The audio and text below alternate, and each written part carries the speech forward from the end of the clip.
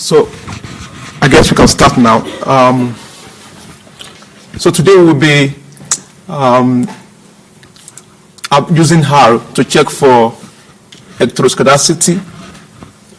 Then we'll also be seeing the effects of electroscedasticity on regression models.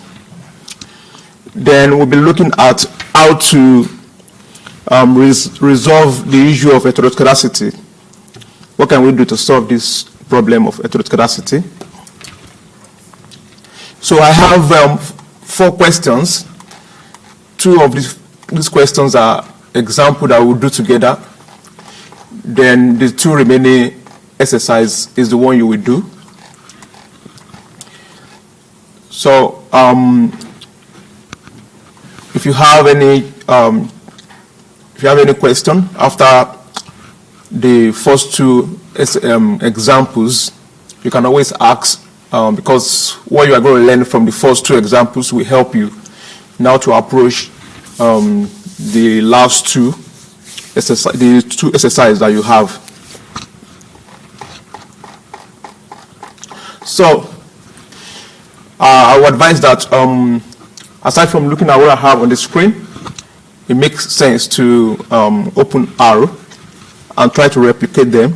And then I know that the question you have with you, some of the codes to the scripts and the codes to use are there, so as to make the work easy for you. So while typing the codes, it also makes sense for you to know these codes offhand, right? So that you can always approach this kind of question, even if you don't have access to all these ready-made codes. So we have our HAR interface. Is usually 4 windows interface. So I've explained what all of this means. So my top right here, the environment, where I see the data set that I want to use and some of the variables and data that I created.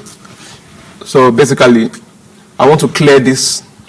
So I can decide to start removing these data sets and the variables are created one by one, but that will take time.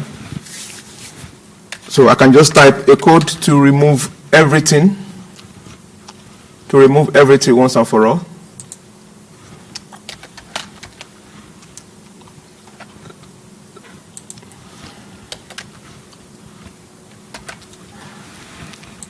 So once I run this, it's clear of my environment. It's removed everything. And secondly, also if you want to clear this console, all you need to press is Ctrl L.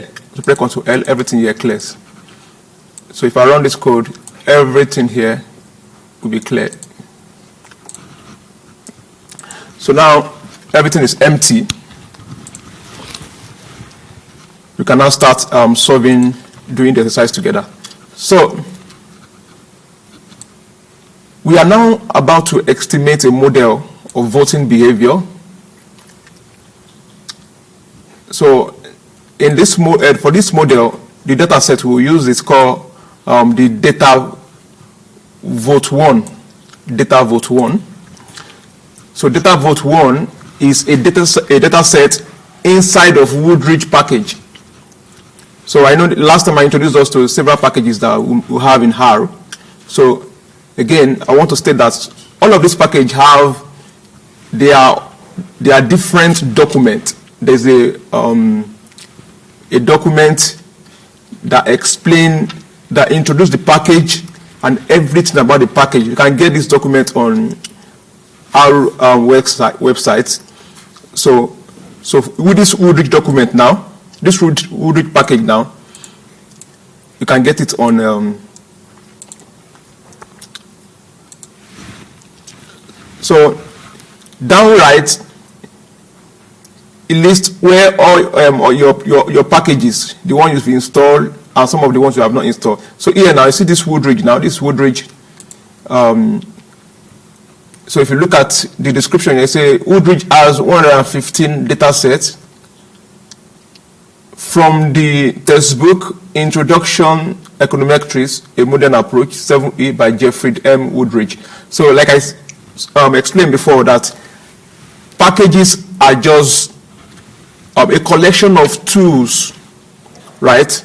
A collection of tools that you can apply, that can help you or aid you to do a particular kind of work. Just look at it as a kind of toolbox, right? So if a mechanical engineer is going to the site, the set of toolbox he or she will carry is different from the set of toolbox a carpenter, let's say a carpenter, or an electronic engineer, or so different field, different toolbox.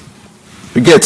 So see this package as a toolbox for one field, right? So as we know in economics, we have several kind of toolbox as well. We got some toolbox from computer science. We got some toolbox from mathematics. We got some toolbox from psychology. We got some toolbox, you understand? So we have several kind of toolbox. So we assemble all of these toolbox together. It helps us to be able to do our work, right? So the same thing in R. So all of these packages, see them as toolbox, right? Now, some of these toolbox in econometrics are just formulas and all of some of the provings that we did in the first seminar, second seminar, right? So all of these toolbox, they are written as a script and combined together called package, submitted to R projects. So I'll bring it now into its software, right? So another kind of package is, for instance, this Woodridge is not a toolbox, right? It's not instruments or machine or tools to work, right? It's just a group of data sets that you can use to practice, right? All these data sets are what the writer of this textbook, the author of this textbook, used in his textbook, right? So you now group all of the data together and call it a package, and also submitted it to R, right? So you call it Woodridge. So if you have this textbook now, you will see some of this data set that was used is the same thing that was submitted to R that you have. So in the future, you can also decide to also build your own package. Say you collect all of the macroeconomic data of the United Kingdom, right? And you submit it to R package. But the issue that might be there is that you might need to be updating it every year, because macroeconomic data comes out some monthly, some quarterly, some yearly. So you might need to be updating it, so that anybody that wants to analyze, for instance, the UK GDP, will not need to go to the Office of National Statistics website to get the GDP data. The person can just type a code in R and it will appear, right?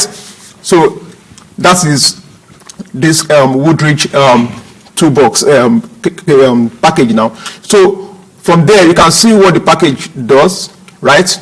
You can see what it's doing. If you type this foreign package in R on Google, it will take you to our website. You will see the document. Some document might be 30 pages, 40 pages. So it shows you what it does, how it does it, and everything, you understand? So I think that will be helpful. That's why I spent some time explaining that. So now, this data set we want to deal with now is inside the Woodridge package. So the first thing, like I said last week, is to install the Woodridge package. That's the first step. Once you install the Woodridge package into your R, it's more like saying the university is bought some group of textbook and put it in the library, right? So when to install it, that means the university has installed Woodridge textbook in the library. So we run that. You want to see, so now this is installed now. Once you see a blue color like this, it shows you that it is installed. So some of this red is calling your attention to to see what happened. So this is just, is not an error, it's just a warning text, right? But we have here that it has been successfully unpacked, right? So that means it has been installed into this directory down here, right?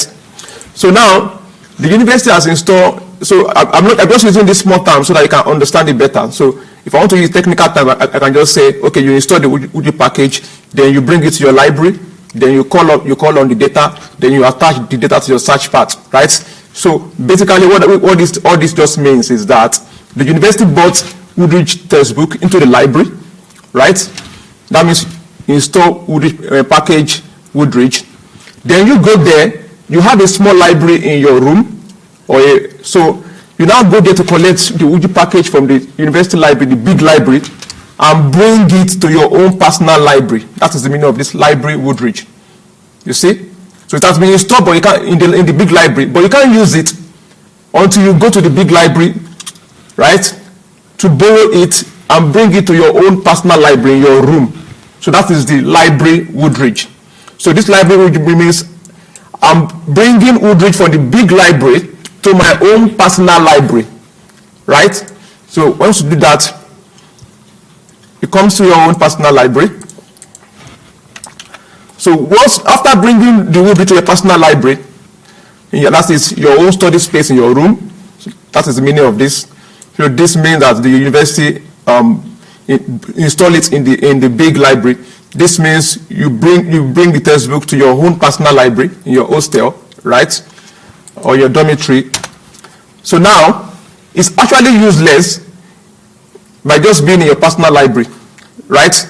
So now this means you want to extract some data set from maybe page 40 or page 45, right?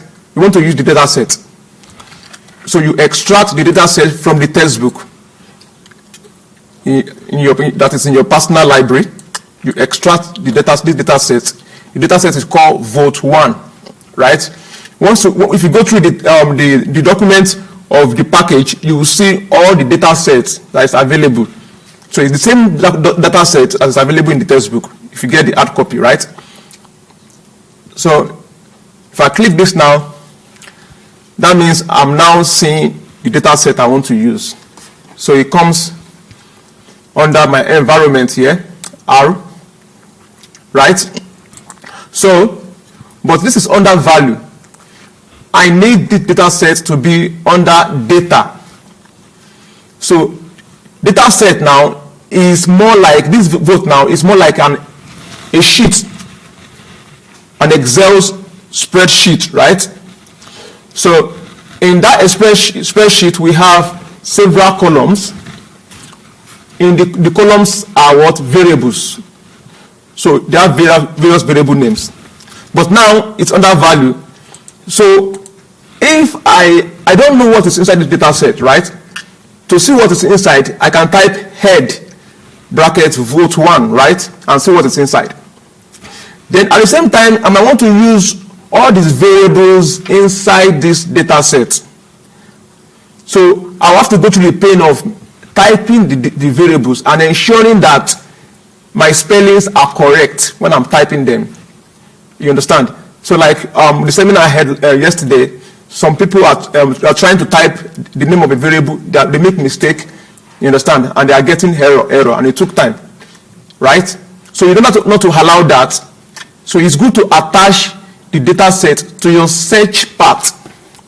So once you attach to your search part, if you have variables that begin with, say, C, the letter C, so, or Christ, something like that, Christ, Christiana, or something like that, maybe it's a variable. So once you type CH, it will bring out all of the variables that start with CH. So you are, from the data set, it will show you, R will show you. So you just click the one that you need. So it will save you time of having to type it in full and also having to make mistakes when you are typing the variables, right?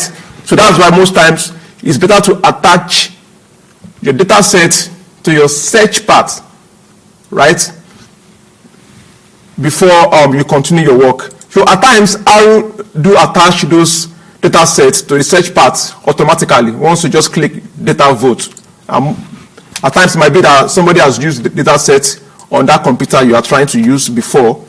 You understand? So once I click attach data now, this vote one will move away from value. It will go under data, right? So automatically now is now under data, right? After attaching it. So from here now, you can see that this data set now has 173 observation. It has 10 variables. So, but I don't know the names of this variable, right? I don't know them. So a way to have a glimpse of what the name of these variables are is to type this head vote. So what that will do is that it will just show us maybe the first 10 observation and the name of the variables, right? To show us the first 10 observation, I think the first 10, then to show us the name of the variables under this console. So we see the result under this console. But as you can see, my console now is a bit messy. So to make it, to make me see it clearly, right? I can just clear it by pressing Ctrl L. So now there's nothing here. So if I type head vote, so I see the data set, and I see, I think this is the first six observation, right? So and now I can see that this is labeled as state, the first variable. Second variable is district, and demox A, votes A, expend B, and all of this, right? Now I can see clearly my data set and how it is labeled, but this is not all data set. This is just the first 6 observation. Remember, this guy informed us that it has 173 observations, right? So this is just the first 6 that we are seeing here. So the reason for this is for just us to see the head, so that we know how the variable is labeled. So I might want to use this variable. I just copy it from here, copy this expend B, right? Ctrl C, and I'll paste it in my R script to use it, right? So another thing that I want to happen, because I've attached it to my search part, if I type expend, you can see R suggests several expend for me, right? So because why? I've attached it to my search part. So if I just type the name, it suggests, asks me to choose that. What do I mean? Is it the expend? So you can see this expend A is this, expend B is this. So for variable, you see all this pink Dunlop. It tells you it's a variable, right? It tells you it's a variable. So then for data set spreadsheet, if I type vote, right, I see this spreadsheet, see the sign of spreadsheet. It's telling me which vote am I talking about. So this vote 1 is this vote 1 here, right? Somebody might have actually used this system and has this vote 2 also attached to the search part. See, this vote 1 is this guy here. So once you attach, you can search for the data set, right, in your search part, and also the variable. So now, with that, that's a kind of recap to all of what we've done before. So now, we can start this work now. So now that we have the data set, we want to find the regression. We want to develop the regression model of vote A, candidate A, the percentage of vote that candidate A has, which is vote A, is the percentage of voters who voted for candidate A. Then we have every other independent variable here that stays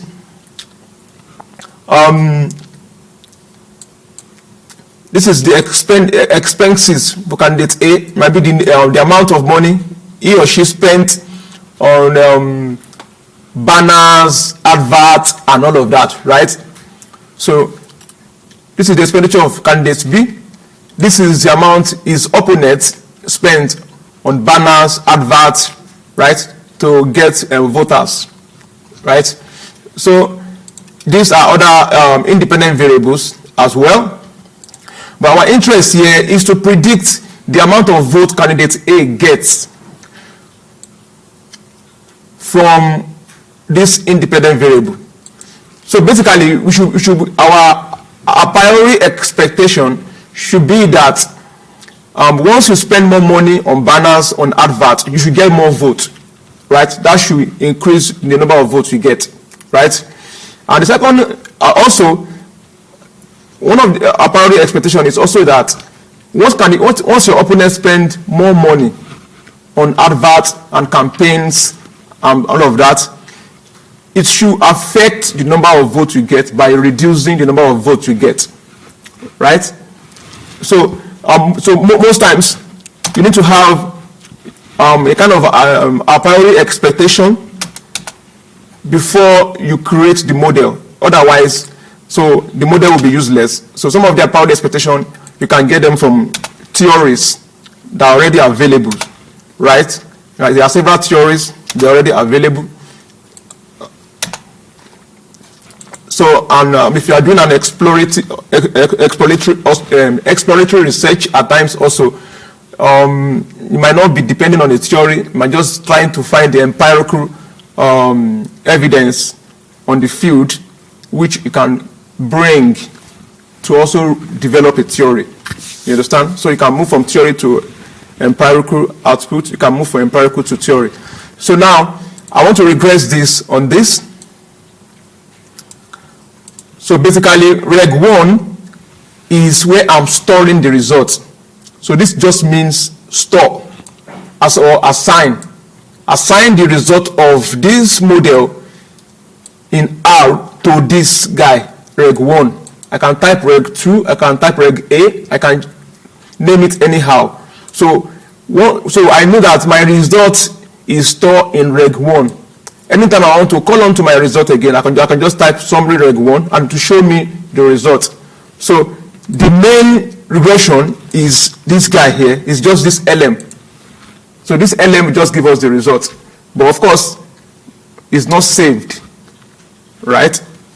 This LM will just give me the result, but it's not saved in R. So I might not be able to use it again, but I'll just be able to see, you understand, maybe see it for the first, just for the main time. So because I might want to use it in the future, that's why I'm saving it as reg 1. So once I run that, the regression is now available under the data, right?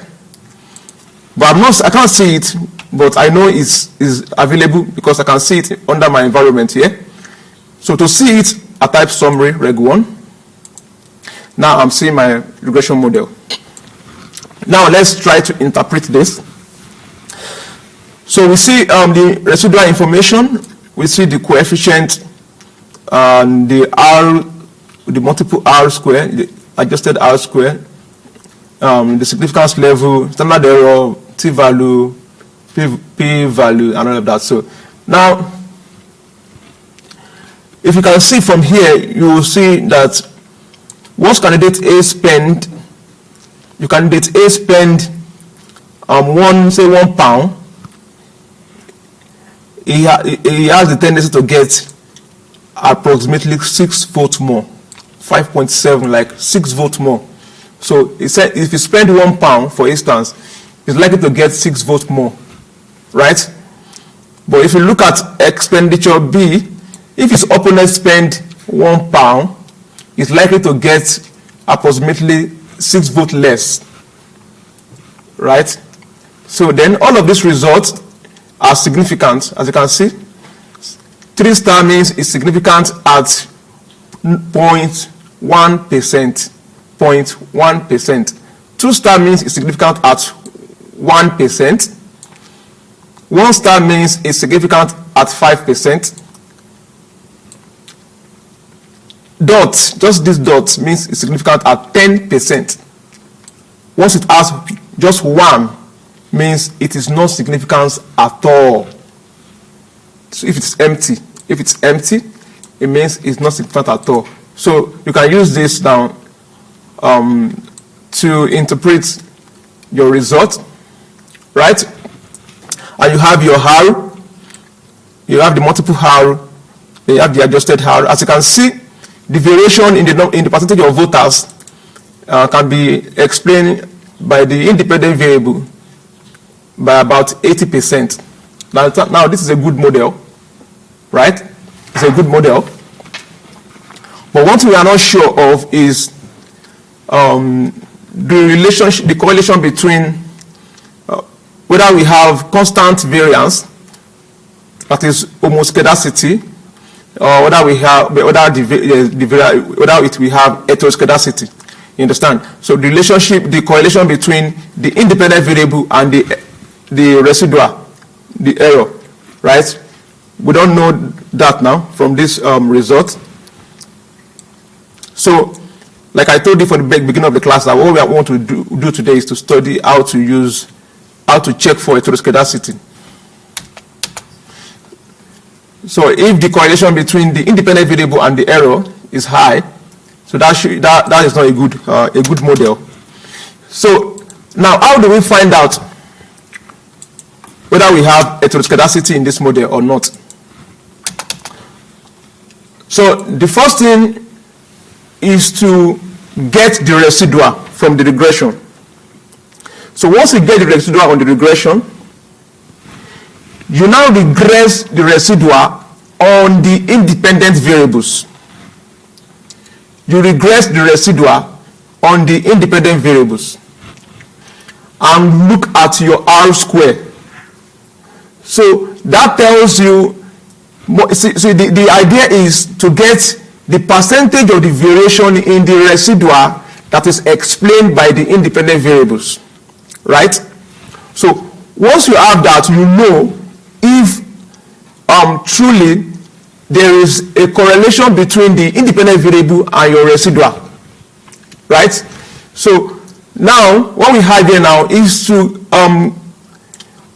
extract the residual from this model that we have just created. So the way to do that is just reseed bracket the name of the model, the name we saved the model in R. We save our model as reg1, right? But we want to store the result as well. So we store the result as reseeds, right? So you can store the name of your own result anyhow you want it. So now let's get it out now. So that's a store for us. As you can see it under value. So it has been stored. So you know what the residual is, right? So you get your y minus your y hat. Your y minus your y hat gives you the residual. So we will look at the residual. It should be, if the model is good, the residual should be close to 0, right? It should be 0 because you know what OLS is trying to do is minimize the residual. Minimize the residual in order to estimate the coefficient, right? So we expect that the residual should be 0 if it's a perfect model, if the estimate y hat is equal to y. So that's why you have your y minus your y hat equals your residual, right? So now we've created our residual now. So the next thing now is to regress our residual on the independent variables. This is for us to be able to see the variation in the residual that is explained by the independent variables. So that will tell us whether there is a correlation between the independent variable and our residual. So now we create that model now. We call it reg2. We store it as reg2. So after creating it now, we want to see the result. So now we have the result. So as you can see, from the R square here, right? The R square is close to 0 because we have 6.145 exponent raised to power minus 32. So once you have this exponent raised to power minus 32, you know that this means you have to shift this point to the left side 32 times. So that means you have 31 zeros before the 6. right? You have 0.0000031 times of a 0, right? Then before you get to 6145, right? So basically that is close to 0, right? It's close to 0. So the next thing you want to see here is that check for your p-value. So the F statistics see the combined effect of your independent variable now on the dependent variable. See your p-value now, you see is 1. You know, I explained the other time that once your p-value is 1, which is mean empty, you can see it here, 1, it shows that it is not significant. So basically this is an F-test statistics here. This guy here, this is the p-value. So our R shows, our R, multiple R square shows here that is close to 0. Then we also see that there's p-value. So this is saying that there is no heteroscedasticity, right, in the model. Shows that there is no heteroscedasticity in the model, right? So the hypothesis is H0, there is no heteroscedasticity in the model. H1, or the alternative hypothesis, there is heteroscedasticity in the model, right? So if this p-value is significant, that means it's less than 5% if you want to use 5%, or it's less than 1%, or it's less than 10%, depending on the level of significance you use, right? If this p-value now is significant, that means we are rejecting our H0 and we are accepting our H1. So once you accept your H1, right, it shows that it is significant.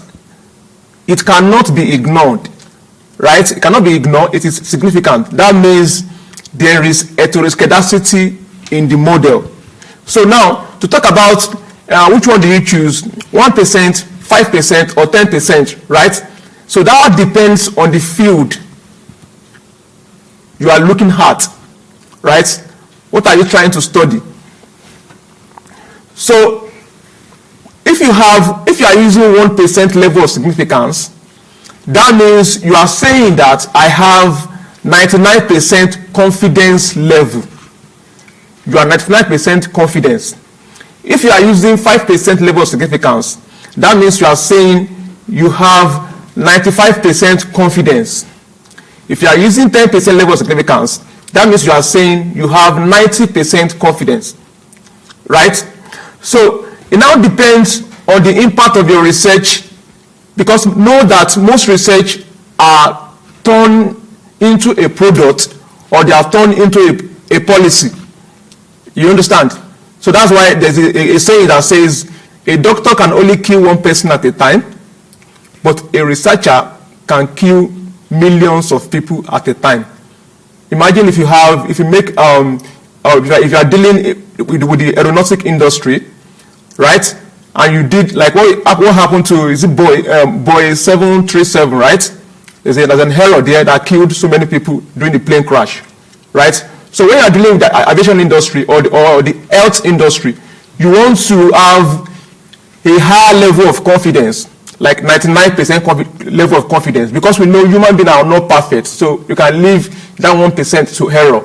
And so okay, I have level of significance is 1%, right? But if you are dealing with socio-economic environment, for instance, right, the fact that somebody have earned £20,000 a year does not mean that the person will die.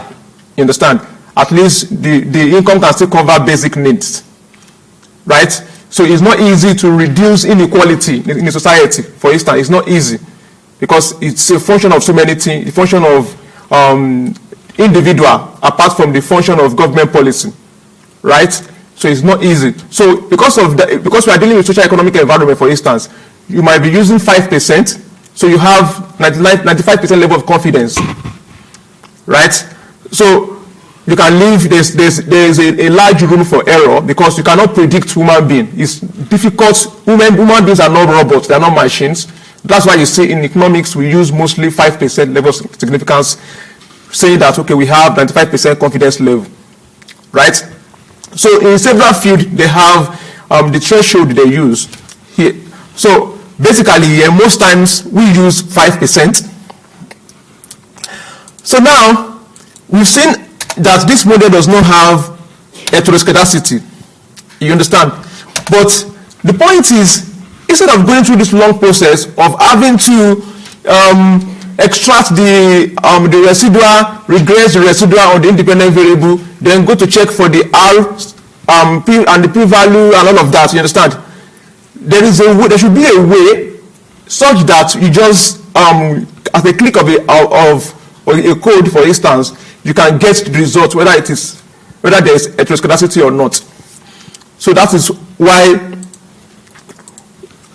we'll be using a standardized post-estimation text called the push-pagan. So the push-pagan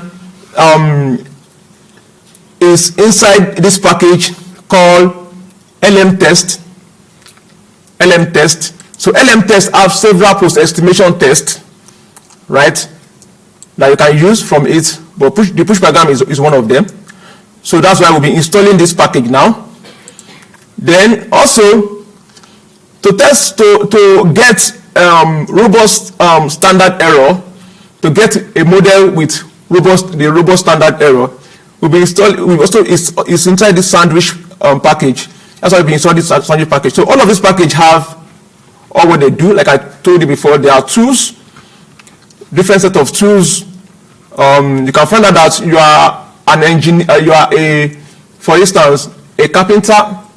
You might be using the same tool like an engineer is using. For instance, the screwdriver, right? Some tool might be specific to your field. Some tools might be borrowed from other field. So we have all of these too, and you can see what they do here. Foreign, you read that this foreign package reads data by MinTab, SPSS, and all of that. LM-test, testing linear regression model. The sandwich, robust covariance matrix estimators, right? So now I want to install everything, and as I said before, if there is no book in the library, in the big library, if you go there to borrow book into your own personal library, you can't bring book into your personal library. You first need the university to buy that book and put it in the big library before you'll be able to see book to bring into your own personal library. So what I'm saying in technical term is that you need to install the package before you can bring it to your library, right? So that's why I've seen students struggling with trying to run this library, the package, without first installing it. It won't work that way, right? You need to first install it before you bring it to your library. So now I'm installing the 4 packages that I want to use.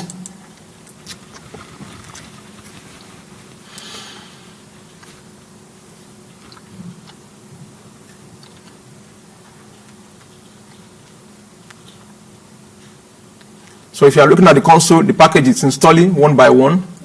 They are installing one by one.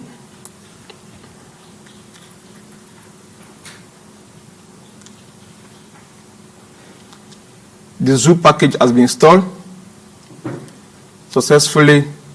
The foreign has been installed. The LM-test has been installed. So I'm waiting for the sandwich to install now. Now the sandwich has been installed. So after that, I want to bring all of them to my library so that I can use it.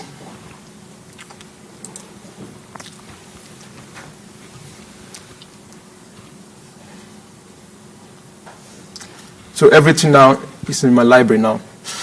Now, that's great. So the next thing to do now is to get the result of the heteroscedasticity, whether there's heteroscedasticity in the model or not, right? So through a shortcut, rather than having to extract the residual, regressing the residual on the independent model, and that is a long method, right? So what I want to do now is to generate the same model like I generated in the regression 1. The same model, right? But I want to save it as regression 3. So the same model, but I'm saving it as regression 3. So like I told you that it's a standardized post-estimation test. So it is carried out after you have estimated your model. That's why it's post-estimation, right? So I just regress the model and save it as reg3. Then I test for Push-Pagan test, BP test, right? Push-Pagan test. So if I don't install this LM package, if I don't bring it to my library, this BP test will not work, right? So now I install it, I execute the model, I generate the model and I test for Push-Pagan.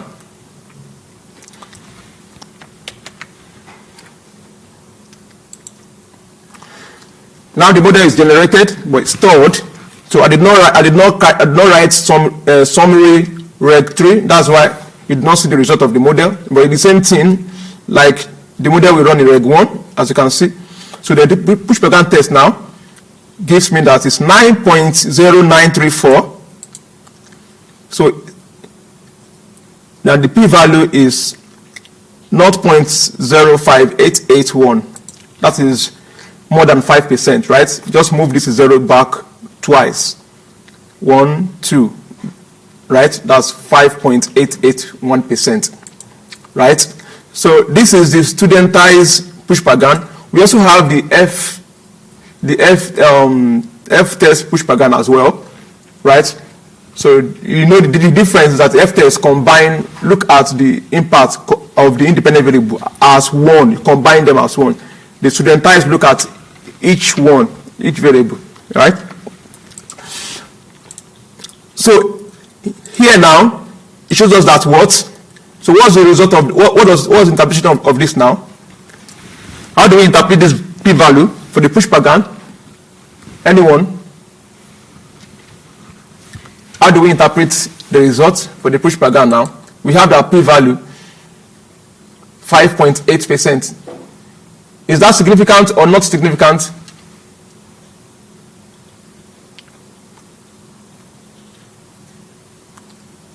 Any suggestion? So what do we call this now? Is it significant or not? Say something, you know it. Be bold to say it out. No one is perfect. Yeah? Is this significant or not? It's significant. Pardon? It is significant. Why did you say significant?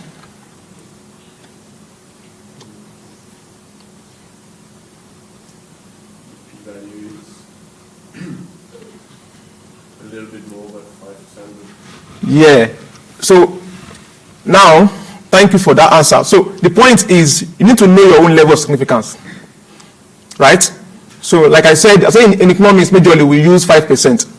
So if this is more than 5%, then it is not significant.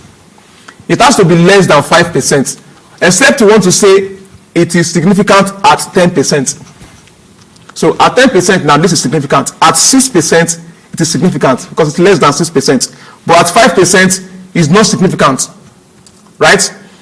So at 5% is not significant. So this confirmed to us what we saw in the F statistics in the first model that we regress the residual on the independent variable. It shows us that there is no heteroscedasticity in the model, and this Push-Pagan is also confirming to us also that there is no heteroscedasticity in that model as well. So if it's significant, that means we are accepting our H1 and rejecting the H0. If it is not significant, that means we are accepting H0 and rejecting H1. So H0 says there is no heteroscedasticity. H1 says there is heteroscedasticity, right? So now you see a short way of just testing for heteroscedasticity without having to go through the long route. So the next stage will be, all right, if there is heteroscedasticity, how do we solve this? how do we solve the issue of heteroscedasticity? You get? So now we can search for the model that has a robust standard error, right? A robust standard error.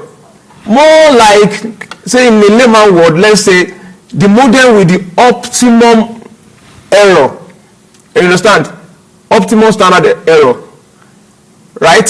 So a way to do that is to use this code that we got from Sandwich. This is from Sandwich, right? So coefficient test reg3 vcov, that's the covariance, then vcov hc. Hc is heteroscedasticity, heteroscedasticity. Then reg3, then type is hc1. hc1 means our data set is from sample. It's not the actual population. It's not all the people in the UK. We collected some sample of people in the UK, right? So H2. So if you open the document for the Sandwich package, you will say, oh, what all this means, right? In the package, you can read it up and see all what it means. So the Sandwich program is the robust covariance matrix estimator package. So if I run this now, it will generate another model for me, another regression model with the robust standard error, right? So what we are trying to do is to minimize our error and generate the coefficient, right? So in generating the coefficient, if you increase your error a bit, you will generate another regression coefficient, right? If you reduce your error to the minimum, you will generate another. You understand? So now let's get the robust standard error. What model will it generate? Right? So we can end up using this model, right? If the other first model is not good enough. So now let's do this now.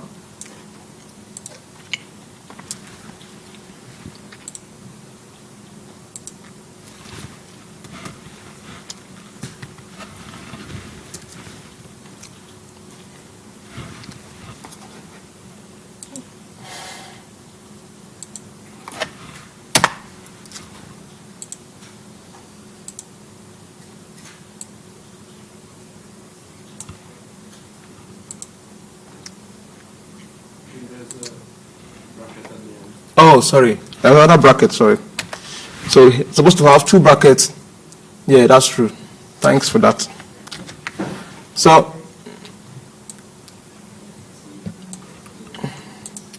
now we have another model. So this is the model with the robust standard error. Right? Now I can compare this model now with the first model. Right?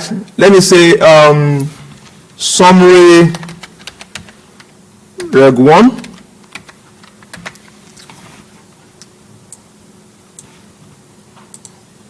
You can both look at the coefficient, right, and compare the two. They are almost the same. As you can see, the intercept is 36.661 for the robust standard error.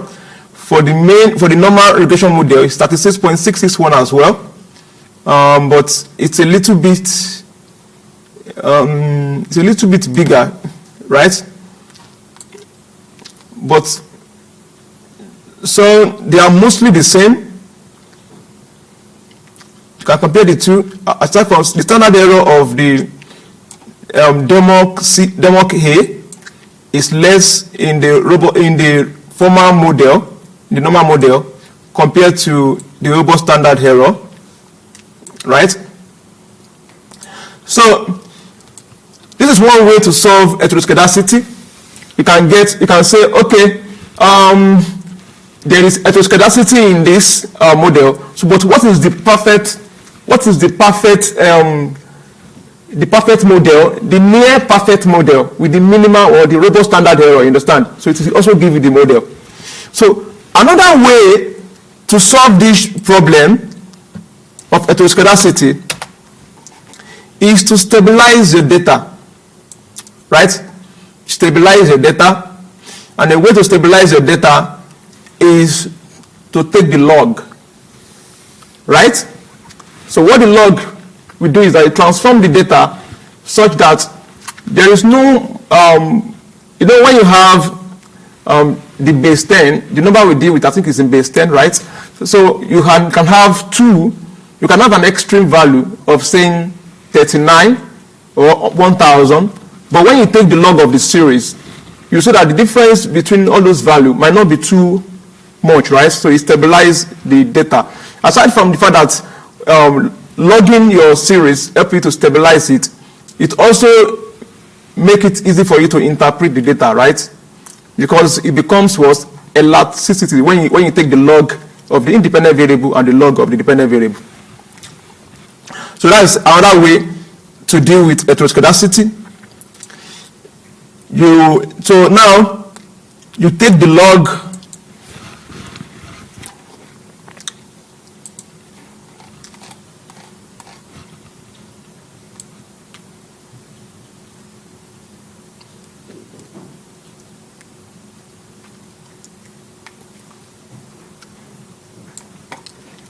I think I'm kind of giving you expo into your exercise.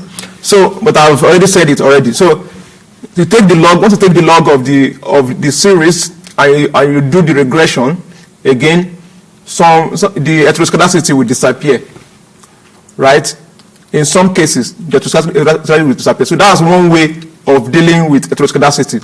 So now I have explained to you how to test for heteroscedasticity using the log method of regressing the residual on the independent variable and check the R square and the F test and the level of significance. I've also explained to you how to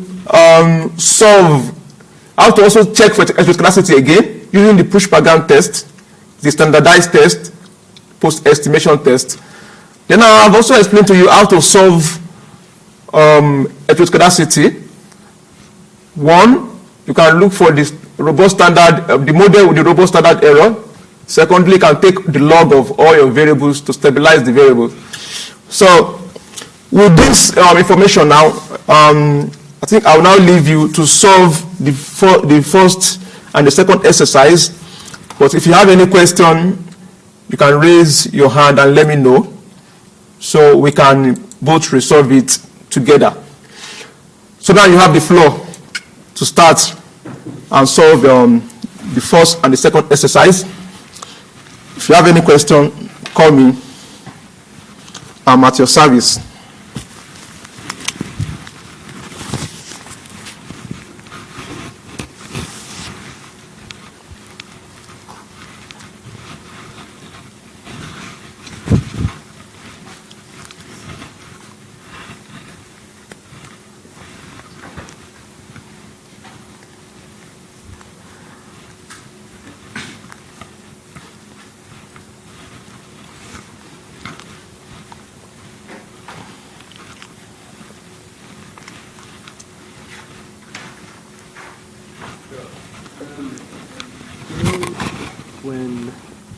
In the example, when you did just which one was it? The summary of the reg one. Yeah. And the coefficients were the same as when you did the robust test, Yeah. One of It's not a test. Pardon? It's not a test. The model with the robust standard error. Yeah, model with Standard error, yeah. When I do it on the example, so when I do the summary, I get those coefficients. Yeah. But then when I do the model with the robust and errors, I get those coefficients. So coefficients are different. They're not different. They're almost the same. How is it different? You did check your result very well. You did check this. You did check that this is exponential plus 1. What does that mean? You take the point back 1 times. I don't know what that means. So there's minus 2.177, right? Times exponent here plus 1. This sign, exponential sign here. If you take this point back 1 time, that becomes minus 21.7. So go down. This is minus 4.16. What is this? It's almost the same thing. Well, so that just takes it. It moves I it think, just to the- did you know scientific notation? A calculation when you press and the number is too large. Yeah. So it now shows 2 points and put e to the power 3, you understand? So that's what the same thing is saying here. So this is exponent. So when you have this plus, it tells you take this point back to the right once. This says take this point back to the left 3 times. Oh, okay. This Yeah, says yeah. take the point back to the left once. This says take this point back to the right once. Okay. So it's not different.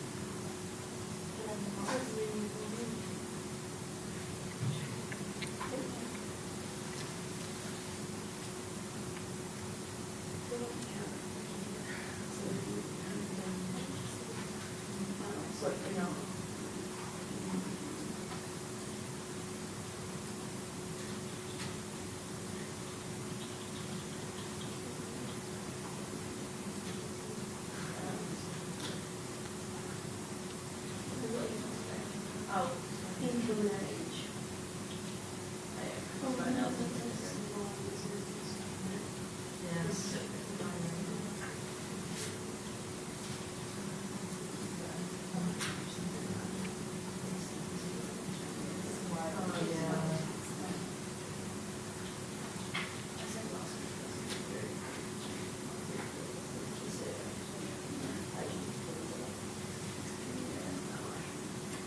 But I feel like there are solutions at some point.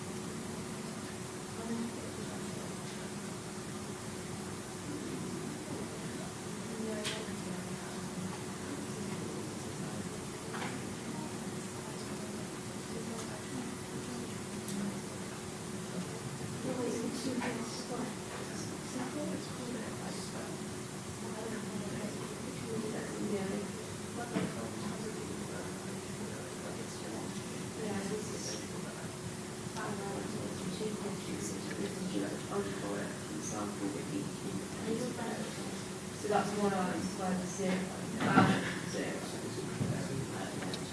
So decisions.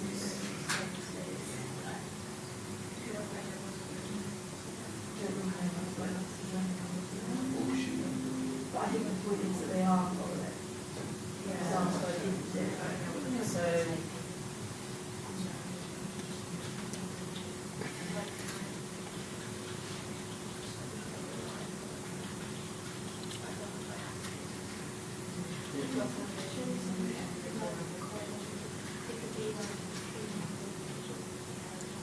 So yeah, that's the thing.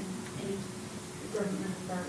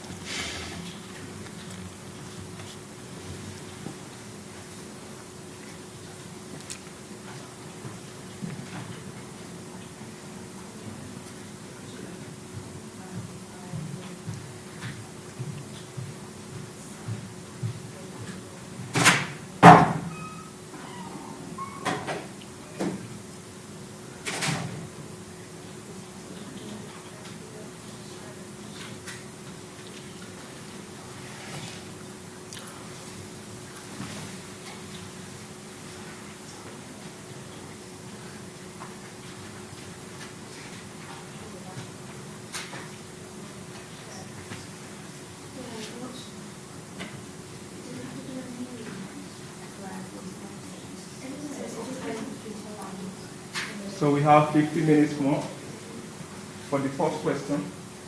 We are still going to have roughly 25 minutes for the second question. 15 minutes more for this question.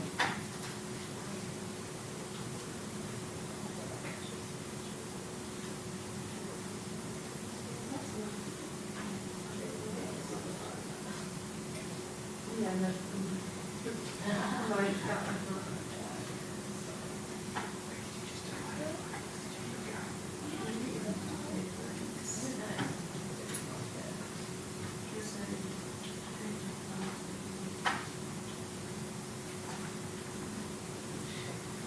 So for the first question, 15 minutes more. Then we'll solve the first question together. Then you can do the second question again. After that, we solve it together again.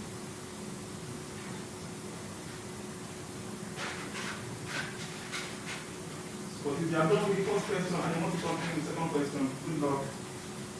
That means you are a fast learner.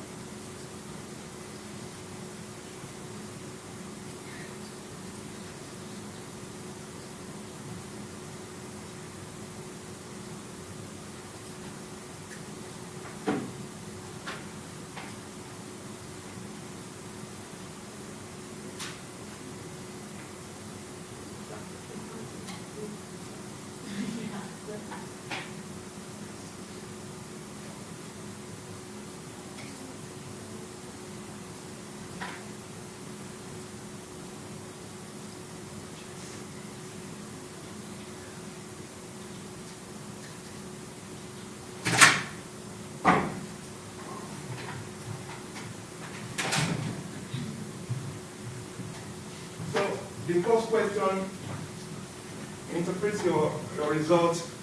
It's not just about running the script, it's also about interpreting your results. Interpret the results, write more story about the results.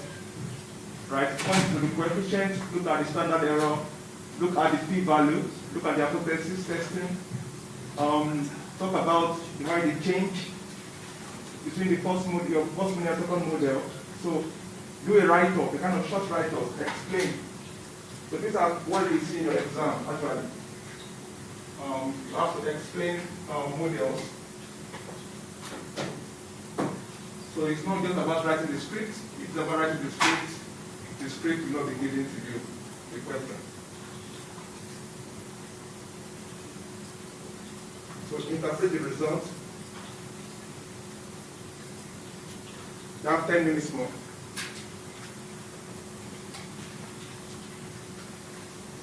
Oh, 11 minutes more, sorry.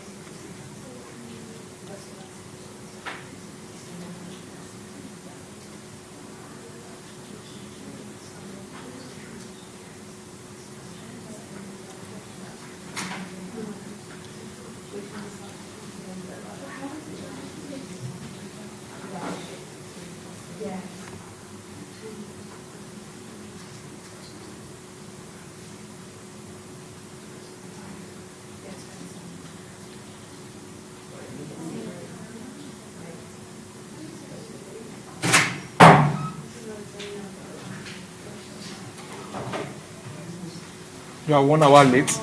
I have an interview. So we have 9 minutes more. So check your answers very well. The first exercise, check the answer, check the model, check your interpretation.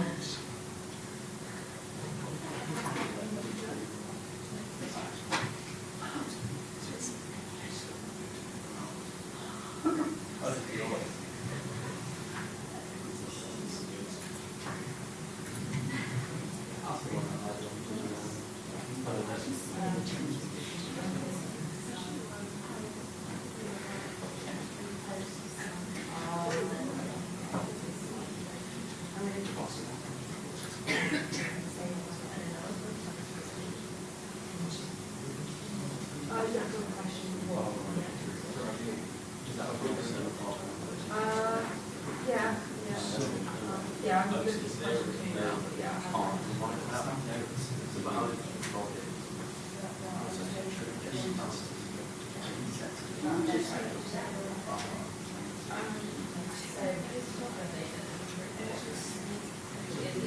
it. 8 minutes more to go.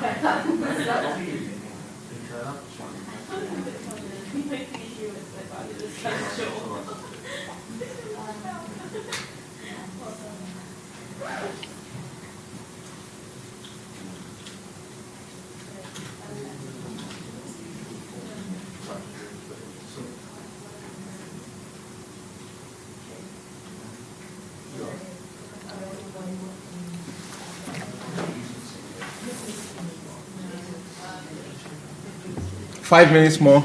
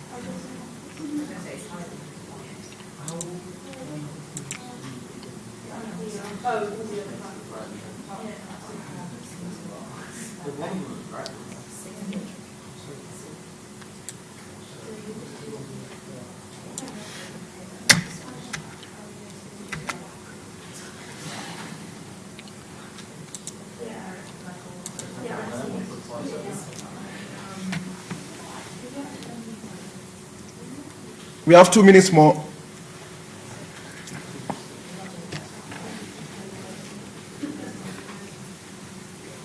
Does anyone need time to finish the first question, first exercise? Still need more time.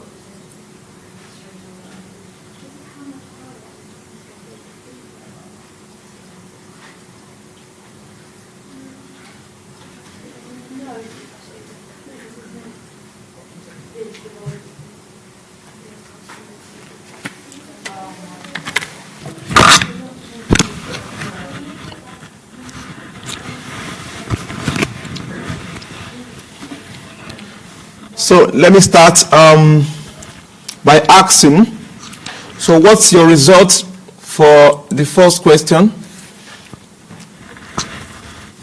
What's your result? What did you get? So the first exercise, we are trying to predict the price of houses, right? Using the lot size, the square feet of the plot, right? The numbers of bedrooms that those houses has, right? We are trying to predict the price. Like how much will this house cost? If you look at an apartment, for instance, right? You want to say, what's the likely price of this apartment, given this lot size, given this square feet, right? And given these numbers of bedrooms that the house has. That's what we are trying to predict using the model here. And the data is also inside the Woodridge package, and it's called price 1, right? Data is called price 1 in the Woodridge package. So the first question is to predict the price without taking the log of the dependent model price and the independent models, right? Then we check for heteroscedasticity. Does it has heteroscedasticity? All right. If it has heteroscedasticity, let's try to solve this problem of heteroscedasticity by searching for the model with the heteroscedasticity robust standard error, right? Using the sandwich package, right? So does the model improve after calculating the model that has the heteroscedasticity robust standard error? Okay. What about if we take the log of the price, the log of the lot size, the log of the square feet? The bedrooms is already small, right? We have 1 bedroom, 2 bedroom, 3 bedroom, 4 bedrooms, I think 5 bedrooms. So those numbers are already small. They are not far from each other. 1 is not far from 3, 3 is not far from 2, you understand? So we can leave that without taking the log. So, but for the other ones, square feet, you're going to see something like maybe 4,000 square feet, 5,000, 3,000. Those are big numbers. So if we take the log, they become very small, right? But the point is,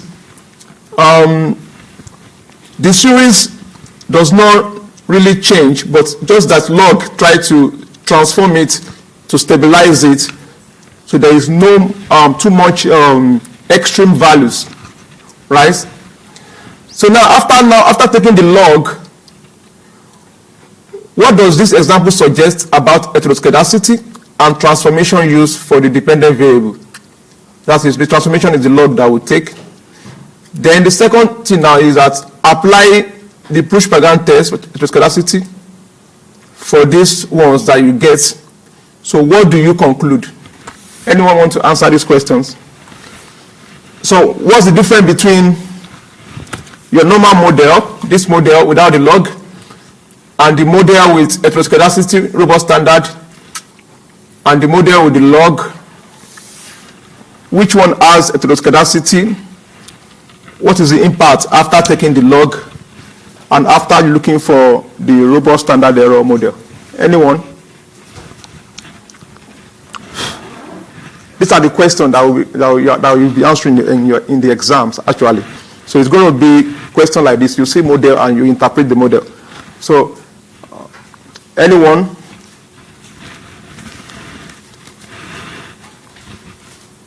You've done it already. You have the answer in front of you. So just interpret it. That's what I'm asking now. So what did you see? Make sense to say what you see now, so that at least if there's any correction you need or any addition, I need to add to it. But if you don't say what you see, if you don't interpret, if you can't interpret it now, I'm going to assume you know it all, and I will only say what's on my mind. I won't know what's on your mind. Anyone volunteering for the first question? Someone has to volunteer.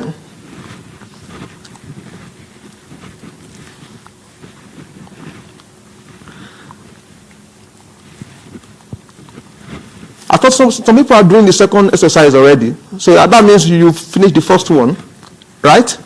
So I'm asking the question on the first one, not on the second one. Don't be shy to talk. Economists are not shy people. Hope you know. You have to go to the BBC and talk. You have to go to CNN and talk. So if you are shy to talk in the public, it's going to affect you as an economist. So let me start by asking you, what did you find? Yeah, the standard errors had decreased on some and increased on others, compared to when we assumed that it was homoscedastic errors. Okay. So how did it solve the heteroscedasticity problem? Does it have any heteroscedasticity?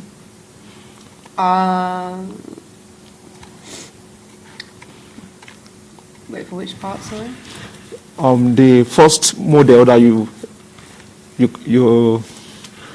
have, does it have any heteroscedasticity? Yeah, I think so. 'Cause It the standard has. errors So how did you change, solve it? I'm not entirely sure, to be honest. Okay. Let me move to the second person. So have you solved did you do the model at all? Yeah, I've done the model and done the coefficient test. So what's the difference between the robust standard error model and the normal model? I said there was a large increase in standard error from the usual one to the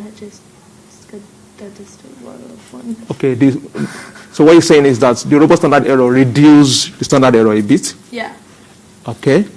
So was there any heteroscedasticity in the model for both? I'm not sure. You're not sure. Okay. Let me move to... I got here late. You just say you came in very late. Yeah, so what do you have? I'm not too sure how to interpret the data. Okay. But you have the normal model, right? Yeah. And you have your second model from the robust standard error? Yeah. And you have your model from the log. So what's the difference between the three? That's just interpretation. What did you see? What's the difference? They had different significant codes. Okay. So how did you solve the issue of heteroscedasticity? I wasn't too sure. So I want to state that it's not just about writing the codes. If it's writing the codes, that means your job will be given to those in computer science to do, right? So those in computer science knows how to write the codes. but they don't know how to interpret the results. So as an economist, you are trained to be able to apply this thing to the real world. So let me ask my friend here. So what did he get? Which before? Yeah, the first model without the log. Without the log. Yeah. How did you compare this with the one with the standard, robust standard error? What's the difference between the two models? Well, I mean, the one with the robust standard error has got higher standard errors, but I don't know what that means. Yeah, it has some standard error there. And they're higher. No. Yeah. Yeah, They so are higher. they're higher than the normal model. Yeah. Okay. Then is there any heteroscedasticity? That I don't know how to interpret. You don't know how to interpret heteroscedasticity. I think we did that together. You look at this. This is what you look at. I think for the normal one, you find the rest seed. You regress the rest seed on the independent variable and check for the R square and the F statistics. You check whether it's significant. Okay. Right, so if it's significant, that means it's at heteroscedasticity. If it's not significant, that means it does not have heteroscedasticity. So another way is to use the Push-Pagan test. Yep. Use the Push-Pagan to see whether there's heteroscedasticity, right? So how do you solve the problem with heteroscedasticity? Is it the robust standard error? One, that's one. And the second one, Something to do with the residuals. the second way of solving the heteroscedasticity problem, No. I don't know that one. the second way of solving the heteroscedasticity problem, how do you solve that? Push-Pagan test. That's for testing whether there's heteroscedasticity. So the first way of solving it is to look for the model with this robust standard error, right? So what's the second way of solving it? So what is the second way of solving heteroscedasticity problem? Anyone want to say the two ways of solving heteroscedasticity problem are what? There are other ways, but the two ways we studied here this morning. If you find out that you have heteroscedasticity in your model, what are the ways to solve the problem? Yeah, the second one? Exactly. You take the log to stabilize the series. Right? You take the log to stabilize the series. You need to know these things. I'm just telling you fact now. These are some of the things that will be in your exam, right? You need to know how to interpret results. If you don't know how to interpret the result is useless, actually.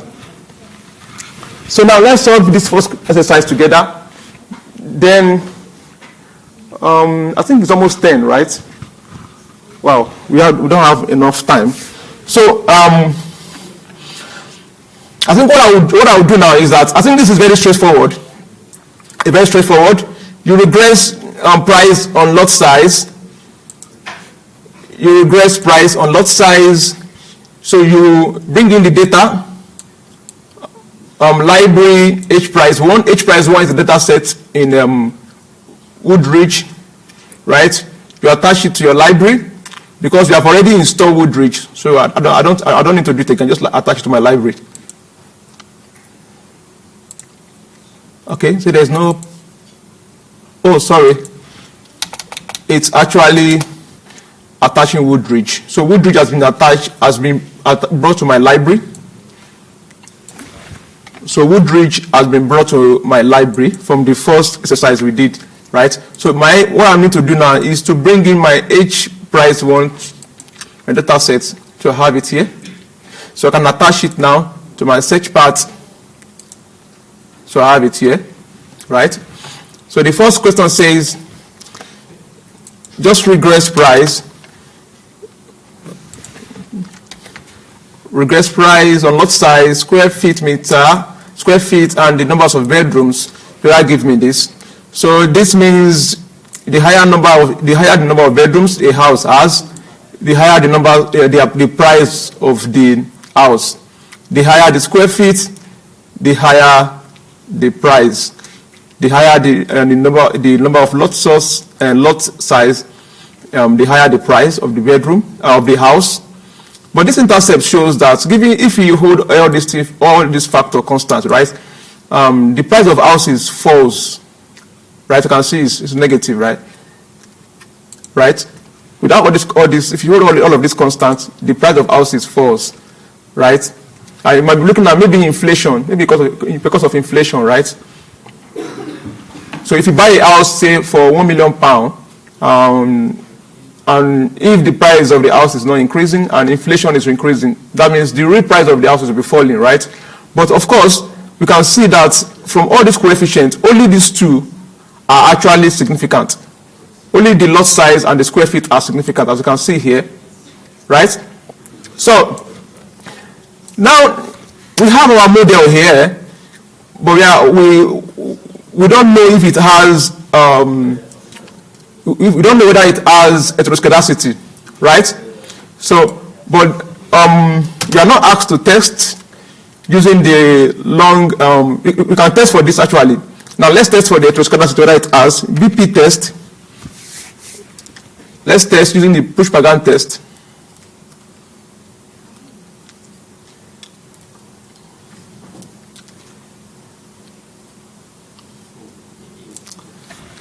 So BP test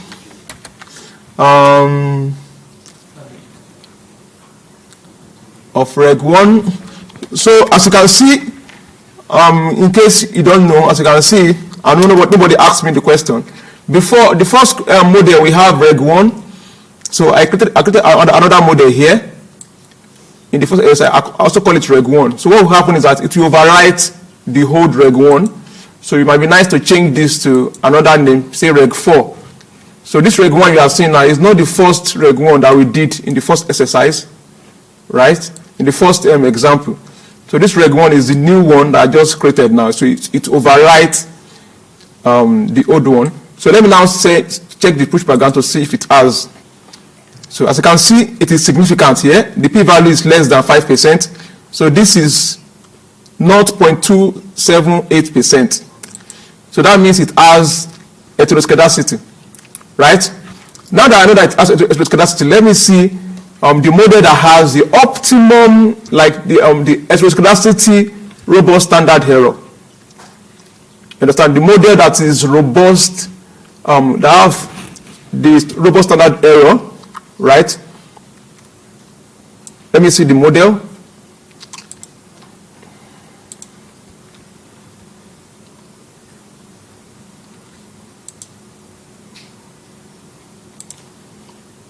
Okay, I've not generated this model, so I need to create this model first. I create this model. It's created. So the same model like the Reg 1 model actually. I can as well just put this as Reg 1, right?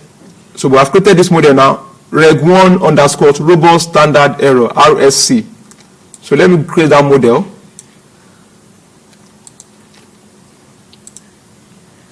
RSC.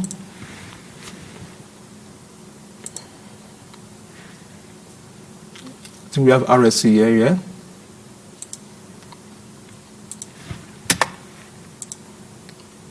Bracket.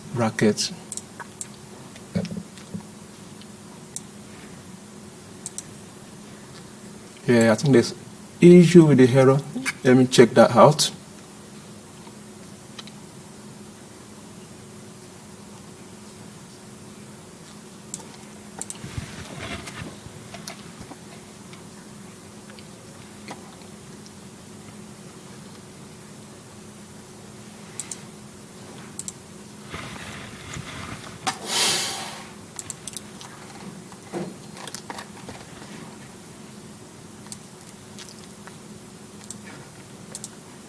Yeah, double column,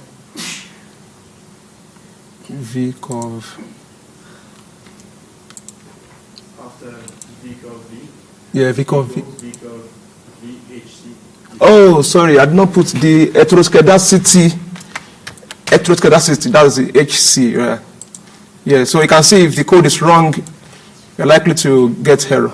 I think that the V curve, ego, then V curve again, HC, and Okay. Okay. Yeah.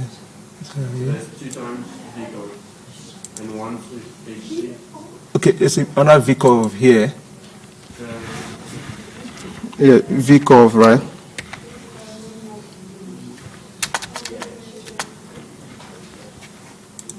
Oh, let me just check this. So yeah, so we have V curve equals this, right?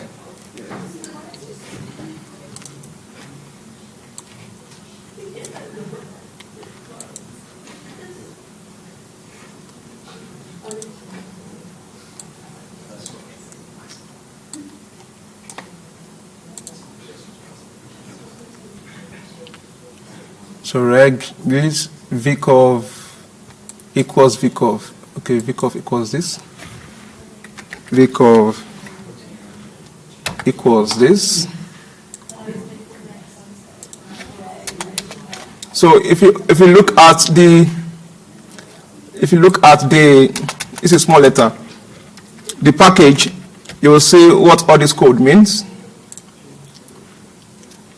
So another V curve equals this reg XC, yeah, exactly. I think it should run now.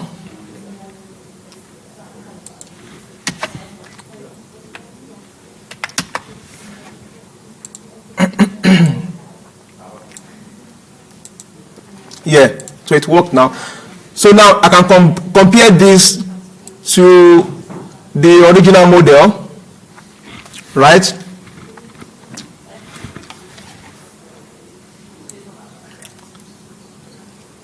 So as you can see here, only this square feet is significant with the robust standard error model, right? But in the normal model, the lot size and the square feet were both significant. You see the difference between the model. And you can also compare the size of the standard error. Right, this is 29. Standard error for the intercept is 29. Because you move this point to the right once, that's the meaning of this exponent plus 01. Move this point to the right once. If it is negative like this, move this point after this 6. Move this point to the left 4 times. Right? And you can see that the standard error is bigger for the intercept here. Right? And you can compare the standard error for this as well. The lot size, since that is 0.0006, but what you have here is 0.00, so this is bigger. It's like the standard error is more bigger with the robust standard error, right? So, but only this is significant. So, then the next thing now is to solve the issue of heteroscedasticity. How do we solve that? Take the log of everything of the model. So we take the log now and call it reg2. So that we overwrite our reg2 that we have. And we can just call it reg4 so that it does not overwrite. It depends on you if you still need the previous model. So if I take the log, so this is log of price, log of lot, log of square feet. Only the bedroom was not log, right? So we have this, so that was done. So I can now look for the push pattern to see if there's still heteroscedasticity in the model. If I look for the push pattern, you can see we no longer have heteroscedasticity because this is 23%, which is far more than 5%. Even at 10%, we don't have heteroscedasticity, right? And you know before, the push pattern says we have heteroscedasticity. But now after taking the log, the heteroscedasticity disappears. Right? So I think I've shown you that now. So the next thing to do now, before we run out of time, is to solve the last one, the soft exercise. I know some people have already been doing it. Some people have been doing it already. The linear probability model. So the first thing is, what fraction of the family in the sample are eligible for the participation? Right? So that's just the mean. You find the mean. You find the mean of that variable, the variable for the participation variable. You find the mean, that gives you this answer.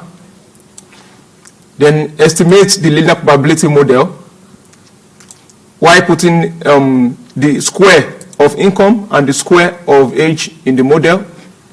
right? So you're able to see the minimum age at which people qualify for the participation, or the maximum income or the minimum income at which people are qualified, right? You also see whether this is independent of income and age, right? So can we quickly do that? If you are already doing it, can we have, I think we have 12 minutes more, right? Can we do the second one? If you don't have time to do it together, the results will be made available on Moodle.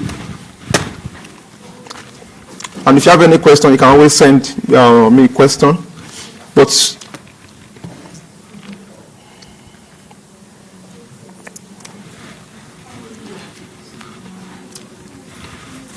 how many of us have done this exercise 2 before? You've done it? You are done with exercise 2, right? Oh, I see. Okay. So I will leave you to do this. I will leave you to do this then. If you have lectures, I will leave you to do this in your own spare time. If you have any question, you can let me know.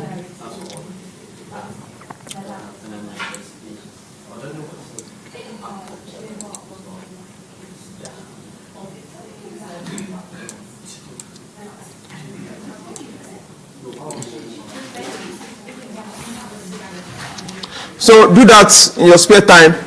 If you have any question, please ask question. The best way to know is to ask. So I wish you the best of the day.